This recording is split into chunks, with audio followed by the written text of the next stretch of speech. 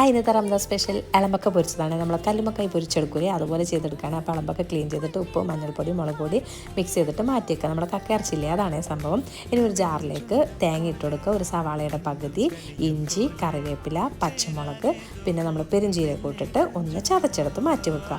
പിന്നെ ഒരു കപ്പ് പച്ചവെള്ളത്തിൽ കുഴക്കുന്ന പത്തിരിപ്പൊടി എടുത്തിട്ടുണ്ട്, ഒരു കപ്പ് പുട്ടുപൊടി, പിന്നെ നമ്മുടെ തേങ്ങയുടെ മിക്സ് ഇട്ട് കൊടുക്കുക, എളമ്പക്ക ഇട്ട് കൊടുക്കുക, പിന്നെ ഇച്ചിരി ഉപ്പ് ഇട്ട് കൊടുക്കുക, പിന്നെ ഇച്ചിരി മഞ്ഞൾപ്പൊടി, വെള്ളം, ഓയിൽ ഒഴിച്ചിട്ട് നമ്മൾ പത്തിരിക്ക് കുഴച്ചെടുക്കുന്ന പോലെ കുഴച്ചെടുക്കുക.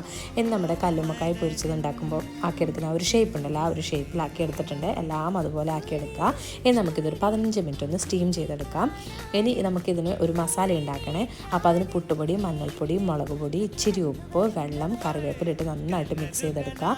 എന്നിട്ട് നമ്മൾ ഈ സ്റ്റീം ചെയ്ത് വെച്ചത് ഇതിൻ്റെ അകത്ത് നന്നായിട്ട് കോട്ട് ചെയ്തിട്ട് ഒരു പാനിലോട്ട് വെളിച്ചെണ്ണ ഒഴിച്ചിട്ട് ഇത് തിരിച്ച് മറിച്ചിട്ടിട്ട് ഫ്രൈ ചെയ്തെടുക്കണേ. അപ്പോൾ ഇതിലേക്ക് തോലോട് കൂടിയുള്ള വെളുത്തുള്ളിയും കറിവേപ്പിലയും കൂടി ഇട്ടിട്ട് വേണം പൊരിച്ചെടുക്കാൻ. സംഭവം റെഡി.